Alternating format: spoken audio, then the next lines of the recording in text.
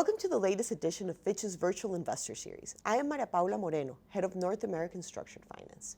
Today, as we look to discuss the 2023 mid-year outlook for North American CMBS, I am joined by my colleague, Bob Vrchota, Sector Head of CMBS for North America. With 6 months into the year, we're seeing world economic activity holding up better than expected, helped by an easing of earlier adverse supply shocks. But with inflation proving stubborn and labor markets remaining tight, central banks continue to tighten monetary policy. The impact of this monetary tightening on the commercial real estate sector still lies ahead and could be amplified by more restrictive bank lending conditions as central banks withdraw liquidity.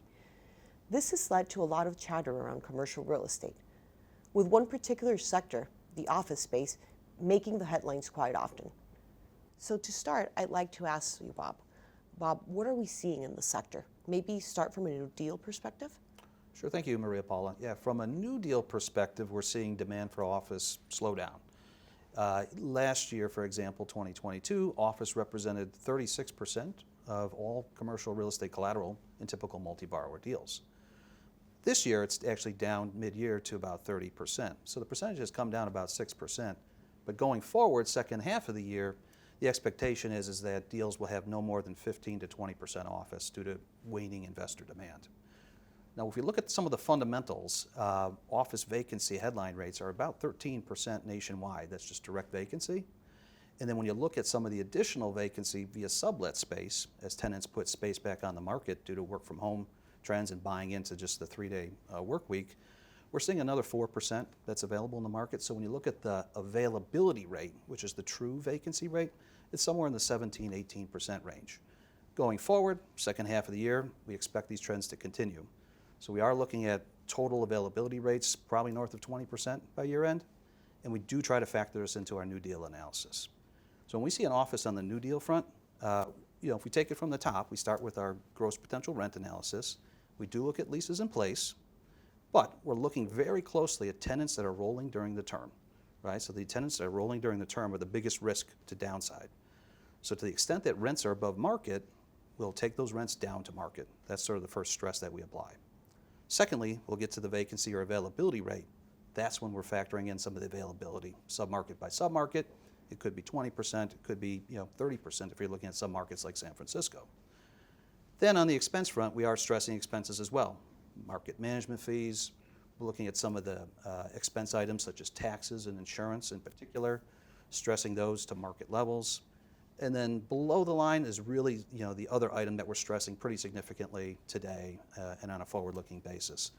Tenant improvements. So these are the packages, the TI packages that landlords have to offer to get tenants in. We're seeing still some pretty significant TI allowances.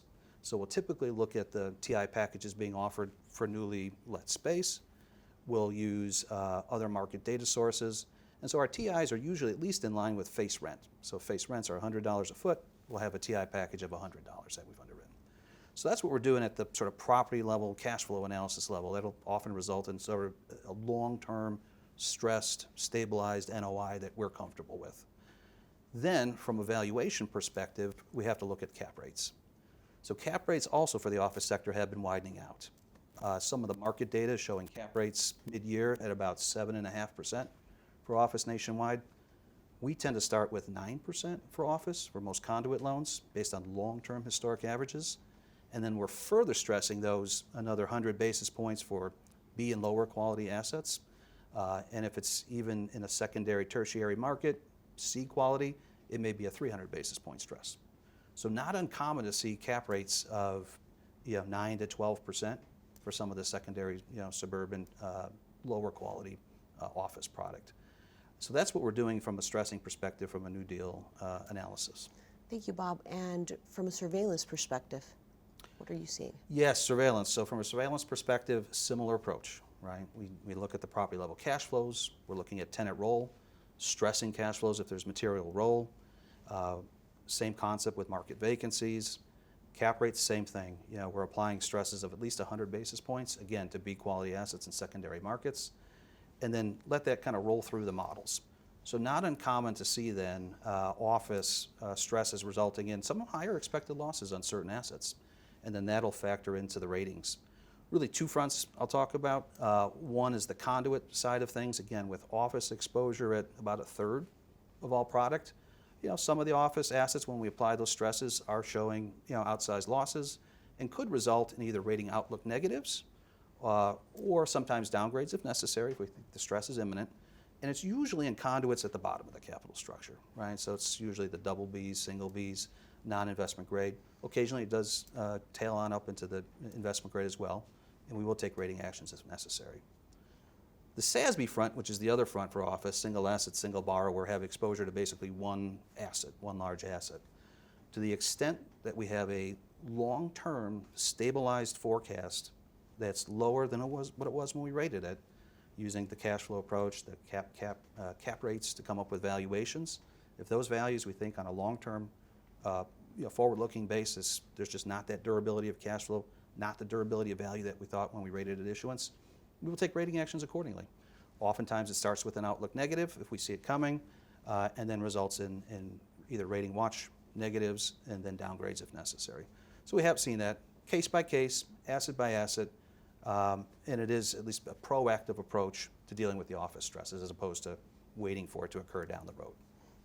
Thank you, Bob. And considering the macroeconomic headwinds, what are we seeing on the refi side? Yes, refi risk, very good question. So top of mind to everyone in the market, rates have risen 250, 300 basis points for mortgage rates for commercial real estate from a few years ago. A lot of the loans that are coming due in the next few years have 4.5% mortgage rates, and new rates second half of the year will probably be in the 6.5%, 7% range. So it's a pretty significant stress. So we've been tracking the refi risk very closely. So in November of 2022, we published a report where we looked at all the maturing loans for the second half of 2023 in our conduit book, and we applied the 7% stress rate, and really a whole spectrum of rates, but 7 was the one we focused on. And we looked at certain DSCR tests and LTV tests, and we said, which loans do we think will actually be able to refi? So when we did that test in November of 2022, we were predicting that about 2/3 of maturing conduit loans would mature in 2023. Now we've had 6 months of performance, we said, let's take a look at what's actually happened. And in reality, when you look at Q4 of 2022, Q1 of 2023, we've actually seen that 73% by balance actually refied instead of the 2/3 we were projecting. And by count, it's even higher, it's 89%. So definitely outperformed our expectations. And this is important because it was a relatively illiquid time in the CMBS markets. Spreads were volatile, not a lot of new issuance, but again, 73% by balance, 89% by count did actually refi. So that's pretty good. The one new thing we have, though, is the banking sector stress. Exactly. So what are you expecting for the rest of the year? Yes, so going forward, in May of this year, we did update our forecasts using similar refi tests, but we tightened the DSCR and LTV tests a bit just to reflect sort of the tightening of lending liquidity in the markets. Mm-hmm. So going forward, second half of the year, we're expecting fewer loans to be able to refi. Our forecast now is maybe 50 to 60% of loans by balance will refi instead of 2/3. And the two sectors that are probably most at risk are definitely some of the B and C quality regional malls and urban office. So not unexpected that we'd see urban office as being sort of stressed from a refi perspective. Thank you, Bob. And maybe to wrap up, what are your expectations for each of the sectors for the remainder of 2023? Yeah, so we touched on office. We have office, our outlook is deteriorating for obvious reasons. We talked about sort of vacancy and availability trends. I think I'll touch on multifamily. That's a sector that has had a tremendous run-up, right, from the pandemic till now. Rent growth was almost 11% in 2021, followed up by 5-6% in 2022. Rent growth we are seeing slow. So early parts of 2023, it slowed to about 2%, and the forecast for the rest of the year is sub 2% rent growth. And this is really driven by a couple of factors. One are just macroeconomic headwinds. The consumer is feeling stressed, but also supply. We have actually a record number of units coming online in 2023. It's almost 500,000 units. It's a 40-year high in new supply. So you got to figure rents are going to continue to be flat, slight growth, and vacancies have been increasing. So we've seen vacancies rise on the multifam front from 4.5% at a trough in 2021, currently sitting mid-year at about 6.5%, 6.7%. By year end, we're forecasting that'll be closer to 7.5%. So what that means then is basically, tightening of the revenue side of the equation. We're still looking at stresses to expenses we had mentioned earlier, taxes, insurance. So we're thinking NOI growth is going to be very flat for multi. So it is deteriorating relative to last year, but not terrible. Retail is probably another sector we should touch on. So retail, we've had it as deteriorating for a number of years. We still have it as deteriorating. Again, it's the consumer, right? You think about the health of the consumer in a recession. We think there's going to be a little bit of a pullback second half of the year. We are seeing more store closures already announced this year than previous years. There's over 1,000 stores that have been announced for closure by year end. We're seeing more retailer bankruptcies, Bed Bath & Beyond, Party City. So this all factors into the commercial real estate outlook for retail as deteriorating. The sectors, again, subsectors within retail, it's primarily B and C quality malls that are still feeling stressed. We have quite a few of those in our book that still need to refi by year end, and they just haven't improved from the hit they took during the pandemic. Last sector I'll touch on real quick. Hotels, please. Hotels. Let's talk about hotels. So hotels, tremendous run up, right, post-pandemic. Occupancy, average daily rates have skyrocketed, especially for some of the leisure, some of the luxury resort destinations. So those we think will start to taper off, right? The growth is going to slow. Again, it's the stress to the consumer that's going to slow that sector. The sector that we're still concerned about is CBD hotels. There is a high correlation or relationship between the performance of CBD hotels and office, right? So as office is stressed, you don't have the business travel. We don't have as many travelers obviously using the hotels as well. So some of the group business in the CBDs is definitely not back to pre-pandemic levels.